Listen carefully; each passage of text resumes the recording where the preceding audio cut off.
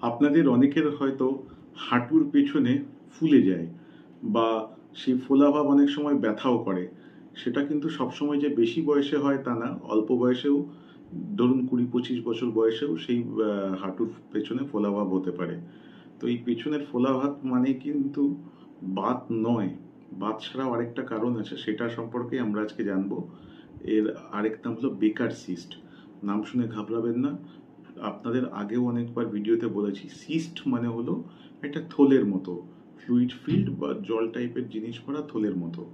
এবার জানবো যে বেকার সিস্ট কি জিনিস।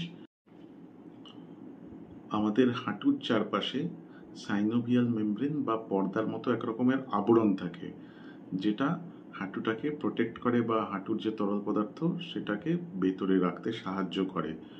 অনেক সময় পায়ের পেছন দিকের পেশির ওখানে যদি কোনো কারণে চোট লাগে বা কোনো কারণে যদি পেশি দুর্বল হয়ে যায়, বা যারা অনেক সময় দৌড়াদৌড়ি করেন, দৌড়ঝাঁপ বেশি করতে হয়, বা পায়ে হাঁটুতে কোনো কারণে চোট লেগেছে তাদের হতে পারে, বা কোনো কারণ ছাড়াও হতে পারে। এই পর্দার কিছু অংশ পায়ের পেছন দিকে মানে হাঁটুর পেছন দিক দিয়ে ভাঁজ করে বেরিয়ে আসে আর থলের মতো একটা সৃষ্টি করে। সেই থলেতে সেই হাঁটুর ভেতরে যে ফ্লুইড থাকে সেই ফ্লুইডটাই ওই থলেতে জমতে থাকে।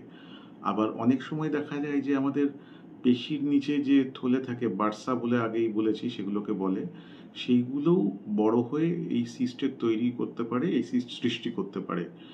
তো প্রথমে জানবো এই ফোলাভাব বা বেকার সিস্ট হলে কিভাবে বুঝবো।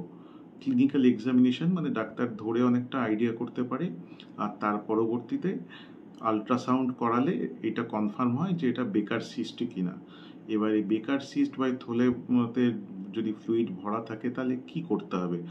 প্রথম অবস্থায় ওটা অ্যাসপিরেশন বা সিরিঞ্জ দিয়ে জলটাকে বার করে নিতে হবে। এবার অনেক সময় দেখা যায় যে জল বার করার পরেও বারে বারে ওটা ফিরে আসছে, তখন জল বার করার পর ওর মধ্যে ওষুধ ঢোকানো যেতে পারে। এবার মাঝে মাঝে দেখা যায় যে তারপরেও অনেক সময় ওটা ফিরে আসছে, তাহলে সেই ক্ষেত্রে কি উপায়। বা অনেক সময় দেখা যায় যে জলটা ঠিক একদম গাঢ় জেলির মতো হয়ে গেছে, সেই ক্ষেত্রে সিস্টটা বাড়লে সিস্টটা বাদ দিয়ে দিতে হয়, সার্জারি করে সিস্টটা থলে শুদ্ধ বার করে দিতে হয়। হ্যাঁ, তবে শুধুই কি ইঞ্জেকশন আর সার্জারি, তাছাড়া উপায় নেই? অবশ্যই আছে। প্রথম অবস্থায় যদি কম্প্রেশন ব্যান্ডেজ দিয়ে বেঁধে রাখা যায় আর তার সাথে কিছু ওষুধ আছে সেই ওষুধ খাওয়া যায়, তাহলে অনেকটা জলের ভাবটা কমে যায়। অনেক সময় সিস্টের মধ্যে জলটা কমে গেলে আর কোনো অপারেশন বা কিছুর দরকার হয় না। তবে ব্যথা বাড়লে তখন ইঞ্জেকশন দিয়ে ওটা জলটা বার করতে হয়, আর পরবর্তীতে দরকার পড়লে খুব রেয়ারলি অপারেশনের দরকার হতে পারে। তো বেকার সিস্ট বা হাঁটুর পেছনে ফোলাভাব থাকলে ঘাবড়াবেন না, এটা সবসময় কিন্তু বাতের জন্য হয় না। আর এরকম আরও তথ্য পেতে চ্যানেলটা লাইক সাবস্ক্রাইব করুন, আর কমেন্ট করতে অবশ্যই ভুলবেন না। নমস্কার।